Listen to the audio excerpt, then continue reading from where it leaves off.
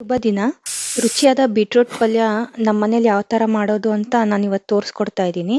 ನಮಸ್ಕಾರ, ಸಾಕಿ ಕುಕಿಂಗ್ ಫೈಲ್ಸ್ಗೆ ಸ್ವಾಗತ. ನಾನು ಸೌಮ್ಯ. ಬನ್ನಿ ಇವತ್ತಿನ ಅಡಿಗೆ ಶುರು ಮಾಡೋಣ. ಈಗ ಮೊದಲಿಗೆ ಇಲ್ಲಿ ನಾನು ಒಂದು ಅರ್ಧ ಕೆಜಿ ಆಗೋಷ್ಟು ಬೀಟ್ರೂಟ್ನ ಸಿಪ್ಪೆ ತೆಗೆದು ಸಣ್ಣದಾಗಿ ಹೆಚ್ಚಿಟ್ಕೊಂಡಿದ್ದೀನಿ. ಇದನ್ನು ನಾನು ಕುಕ್ಕರಿಗೆ ಹಾಕ್ಕೊತಾ ಇದ್ದೀನಿ. ಇದನ್ನು ಒಂದು 2 ವಿಷಿಲ್ ನಾವು ಬೇಯಿಸ್ಕೋಬೇಕಾಗತ್ತೆ.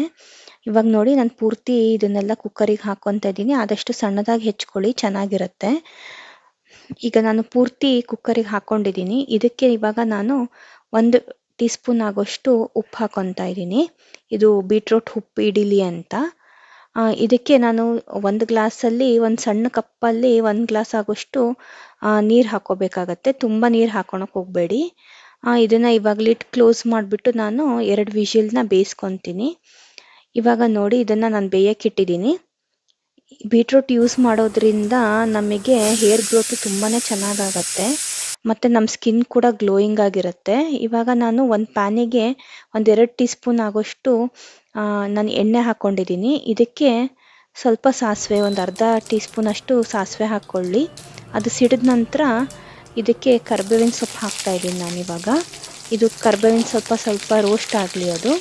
ಅದಕ್ಕೆ ಸ್ವಲ್ಪ ಖಾರಕ್ಕೆ ನೋಡ್ಕೊಂಡ್ಬಿಟ್ಟು ಎಷ್ಟು ಬೇಕಾಗುತ್ತೋ ಅಷ್ಟು ಹಸಿಮೆಣಸಿನ್ಕಾಯಿ ಹಾಕ್ಕೊಳ್ಳಿ. ಇಲ್ಲಿ 2 ಮೀಡಿಯಮ್ ಗಾತ್ರದಷ್ಟು ಈರುಳ್ಳಿ ಹಾಕ್ಕೊಂಡಿದ್ದೀನಿ. ಇದು ಚೆನ್ನಾಗಿ ಫ್ರೈ ಆಗಬೇಕು.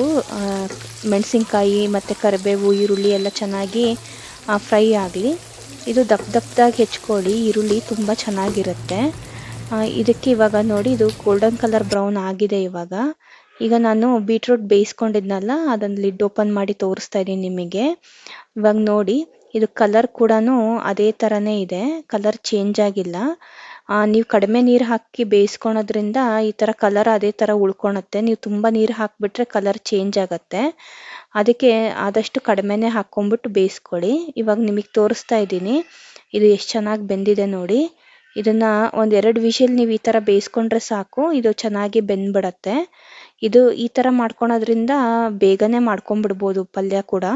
ಇವಾಗ ನೋಡಿ ಇದು ಈರುಳ್ಳಿ ಕಲರ್ ಚೇಂಜ್ ಆಗಿದೆ. ಈಗ ನಾನು ಬೀಟ್ರೂಟ್ ಬೇಯಿಸಿ ಇಟ್ಕೊಂಡಿದ್ನಲ್ಲ, ಅದನ್ನು ಇವಾಗ ನಾನು ಪ್ಯಾನಿಗೆ ಒಗ್ಗರಣೆಗೆ ಸೇರಿಸ್ತಾ ಇದ್ದೀನಿ. ಇದನ್ನೆಲ್ಲ ಒಂದ್ಸತಿ ಕ್ಲೀನಾಗಿ ಮಿಕ್ಸ್ ಮಾಡ್ಕೊಳ್ಳಿ. ಇದನ್ನು ಮಕ್ಕಳಿಗೆ ಬೀಟ್ರೂಟ್ ವಾರಕ್ಕೊಮ್ಮೆ ಕೊಡೋದ್ರಿಂದ ಅವ್ರ ಹಿಮೋಗ್ಲೋಬಿನ್ ಕೂಡ ತುಂಬಾ ಇಂಪ್ರೂವ್ ಆಗುತ್ತೆ. ಮತ್ತು ಲಿವರ್ ಫಂಕ್ಷನ್ ಕೂಡ ತುಂಬಾ ಹೆಲ್ಪ್ ಮಾಡುತ್ತೆ ಬೀಟ್ರೂಟ್ ನಾವು ಸೇವನೆ ಮಾಡೋದ್ರಿಂದ.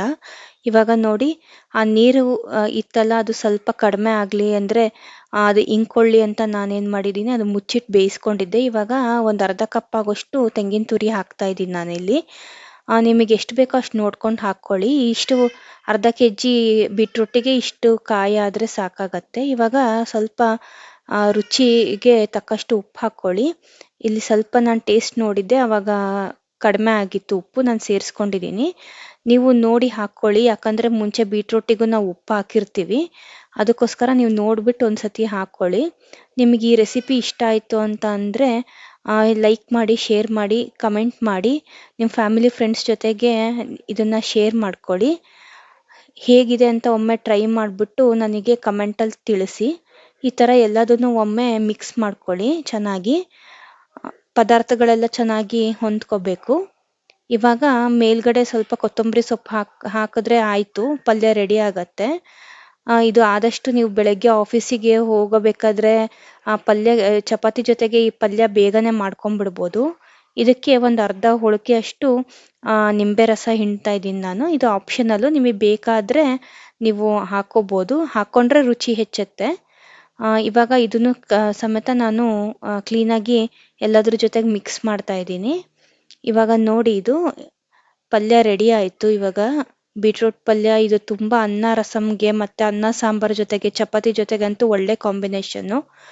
ಅನ್ನ ಸಾಂಬಾರು ಜೊತೆಗೆ ಇದನ್ನು ನೆಂಚ್ಕೊಂಡು ಊಟ ಮಾಡ್ತಾಯಿದ್ರೆ ತುಂಬಾ ಚೆನ್ನಾಗಿರುತ್ತೆ. ಇವಾಗ ಪದಾರ್ಥಗಳನ್ನ ತೋರಿಸ್ತಾ ಇದ್ದೀನಿ ನಿಮಗೆ. ಸಣ್ಣದಾಗಿ ಹೆಚ್ಕೊಂಡಿರೋ ಬೀಟ್ರೂಟು, ಈರುಳ್ಳಿ, ಹಸಿಮೆಣಸಿನ್ಕಾಯಿ, ಕರಿಬೇವಿನ ಸೊಪ್ಪು, ಕೊತ್ತಂಬರಿ, ಕಾಯಿ ತುರಿ, ಉಪ್ಪು, ಎಣ್ಣೆ, ಸಾಸಿವೆ, ಇದಿಷ್ಟು ಪಲ್ಯಕ್ಕೆ ಬೇಕಾಗಿರುವಂಥ ಪದಾರ್ಥಗಳು. ಇದು ನೋಡಿ ಇವಾಗ ನಾನು ಇದನ್ನು ಸರ್ವ್ ಮಾಡಿ ತೋರಿಸ್ತಾ ಇದ್ದೀನಿ. ನಾನಿಲ್ಲಿ ಚಪಾತಿಗೆ ಅಂತ ಮಾಡ್ಕೊಂಡಿದ್ದೆ, ನಾನು ಚಪಾತಿ ಜೊತೆಗೆ ಸರ್ವ್ ಮಾಡಿದ್ದೀನಿ. ಇವಾಗ ನೋಡಿ ಇದು ಟೇಸ್ಟಿಯಾಗಿ ಮತ್ತು ಹೆಲ್ದಿ ಆಗಿರೋವಂಥ ಬೀಟ್ರೂಟ್ ಪಲ್ಯ ರೆಡಿಯಾಗಿದೆ. ಇದು ಸುಲಭವಾಗಿ ನೀವು ಮನೆಯಲ್ಲೇ ಮಾಡ್ಕೋಬೋದು. ಇದು ಆದಷ್ಟು ನೀವು ನಿಮ್ಮ ಊಟದಲ್ಲಿ ಬೀಟ್ರೂಟ್ ಪಲ್ಯನ ನೀವು ಬಳಸ್ಕೊಂಡ್ರೆ ತುಂಬಾನೇ ಚೆನ್ನಾಗಿರುತ್ತೆ. ಧನ್ಯವಾದಗಳು. ಇದೊಂದ್ಸತಿ ಟ್ರೈ ಮಾಡಿಬಿಟ್ಟು ನೀವು ಹೇಗಿದೆ ಅಂತ ನನಗೆ ಕಮೆಂಟ್ ಮುಖಾಂತರ ತಿಳಿಸಿ.